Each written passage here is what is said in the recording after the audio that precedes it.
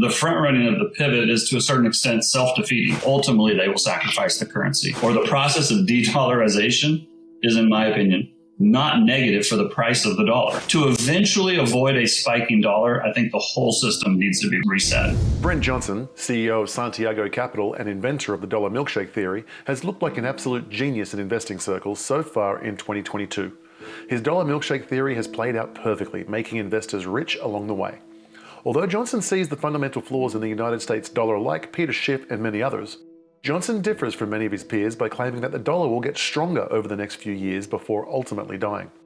While his brethren long-term dollar bears have been losing their shirts so far in 2022, Johnson's theory has saved him and many investors who followed his advice.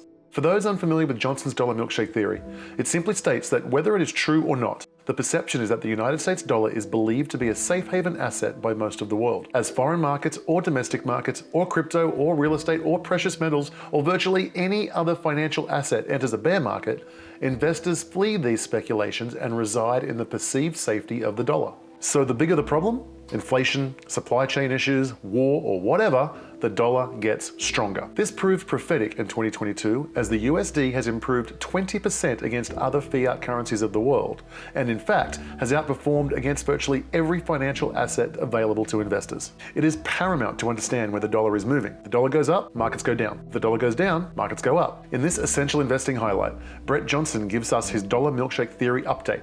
Will it steer investors to greater profits for the remainder of 2022? Let's find out.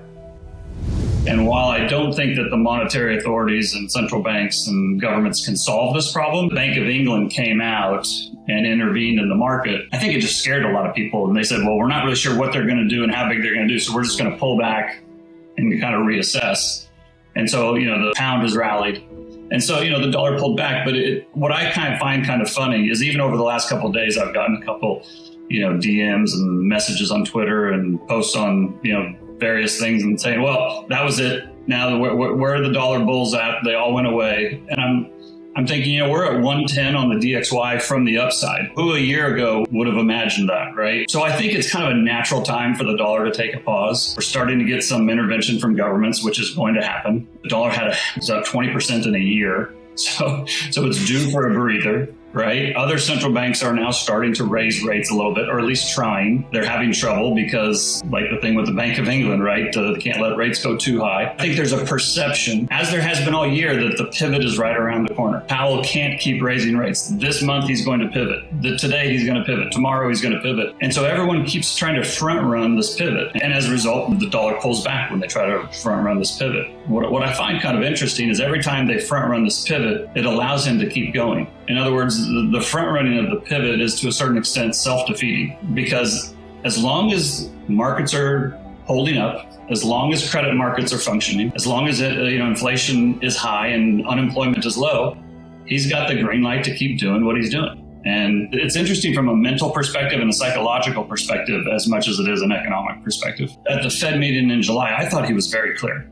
But everybody interpreted it as a pivot, and the market just took off. And I'm never going to say the market's wrong. The market's always right on that particular day. But I just felt that they were misinterpreting what he said.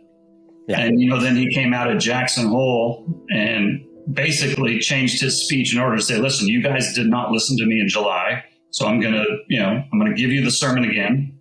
Yeah. And then his very first words at the recent Fed meeting press conference was, nothing has changed since Jackson Hole. So he keeps reiterating, and everybody keeps saying you're lying, right? But it's really, to me, the interesting thing is that I don't think he could be more clear than he's being. Like most people will say, the central bankers speak in riddles, and Greenspan is famous for using complex wording in order to really kind of shade what was actually going on. I mean, Powell has been very explicit on what he plans to do. Yeah. Now, ultimately, I think he will fail. He's not going to be able to do it forever.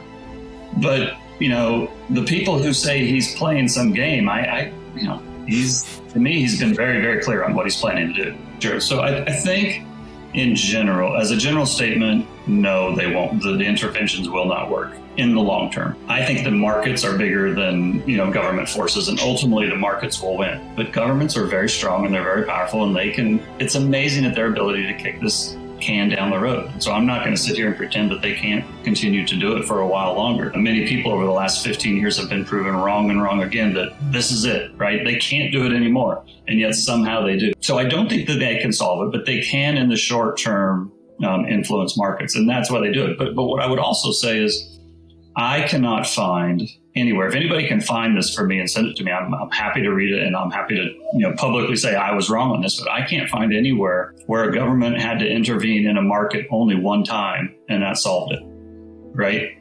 They always make the initial intervention. It works for a little while, and then it doesn't work, and they have to come back and do it again. And so I think that's what's going on with Japan. I think that's what's going on with the UK. And it's what's going on with the Fed too, right? I mean, this has all been going on for at least 15 years now, depending on how you define the beginning of it. But or you could go all the way back to 71 when we did the temporary abandonment of the gold standard, right? Yeah. Nothing is ever temporary, or it lasts forever. And so that's why I say that, that they can certainly influence it in the meantime, but in the long term, I don't think it's possible, because what you're seeing now, and for people who aren't as familiar with this, you're now seeing governments intervene in both the currency market and the bond market. But those are cross purposes. You can't save them both. You have to sacrifice one or the other, because the tools with which they fight one hurts the other, right? And so at some point, they're going to have to choose. And I am of the belief, and I think most people are of the belief, that ultimately they will sacrifice the currency. Because if they sacrifice the bond market, they're basically sacrificing the banking system, and then you have just a complete collapse, right? So they'll fight it, and they'll protest against it, but ultimately they'll let the currency go. So that is the big picture long-term outlook. But what about the short term? Has the dollar run up too quickly and needs a pullback? Johnson answers that in the next sequence. If today's Essential Investing episode helped keep you informed, share the love by smashing that like button and subscribe and hit the bell so you get immediate notification of tomorrow's video, where Cathie Wood reveals the data that suggests a major deflation is already underway and why the Fed will cause a massive recession. I think it could fall over a year fairly easily, to be honest, for all the reasons we just talked about. The Fed plays nice in the sandbox. Everybody kind of coordinates. They work together, and they kind of the Fed takes their foot off the neck of the global economy, right? I don't think they can engineer for 2 years or 3 years, because to do that, they would actually have to exacerbate the inflationary pressures we're already seeing. The way that they get the dollar down for 2 or 3 years is to go back to QE, pin rates low, and do financial repression. Well, we've already got political and economic pressures trying to keep them from doing that. If we've already got 8% inflation, and then we go back to high levels of QE and bailouts and stimulus checks, well, then I have a hard time seeing how inflation falls dramatically. I think it's very hard for them to do. This is probably a good time to say that a lot of people over the last couple of weeks, or even the last couple of months, have said, well, how does this all end, Brent? How do they kill the milkshake? Doesn't QE kill the milkshake? And the interesting thing is, QE doesn't kill the milk. QE is actually part of, quote unquote, the whole milkshake theory. I have said several times that I think this plays out over 2, 3, 4 years, maybe up to 10 years. I don't think this is going to play out over the next 6 months and then all be over. The way it takes longer is that governments will interfere. The Fed will go back to QE probably, or some kind of stimulus program. And that might work for a while. Maybe it works for a year. Maybe it works for 2 years. But then I think we ultimately end up right back where we are now, because the other countries are going to have to do the same. Just like post-COVID, think of everything that the Fed did post-COVID. And yet here we are at a 20-year high on the dollar. The other thing is that even if we do have to go back and do QE like we did after COVID, there is not a scenario where the U.S. has to go back and do all this QE and all this stimulus and the rest of the world does not. There is not a scenario where U.S. growth slows dramatically and the rest of the world accelerates higher. It doesn't work that way. I'm sorry. Nothing is impossible, but that is about as low a probability as you can come up with. And so the idea that the U.S. is going to do this in isolation and the rest of the world is just going to tighten monetary policy and grow their economies at the same time just doesn't make sense to me. But they can have these starts and these stops, and they can kind of trade back and forth. And as a result, the dollar went to 115 or 114. I can see it pull back to 100, and then it runs to 125, and then it pulls back to 112, and then it goes to 140, and then it pulls back to 120. And maybe that takes place over 4 or 5 years.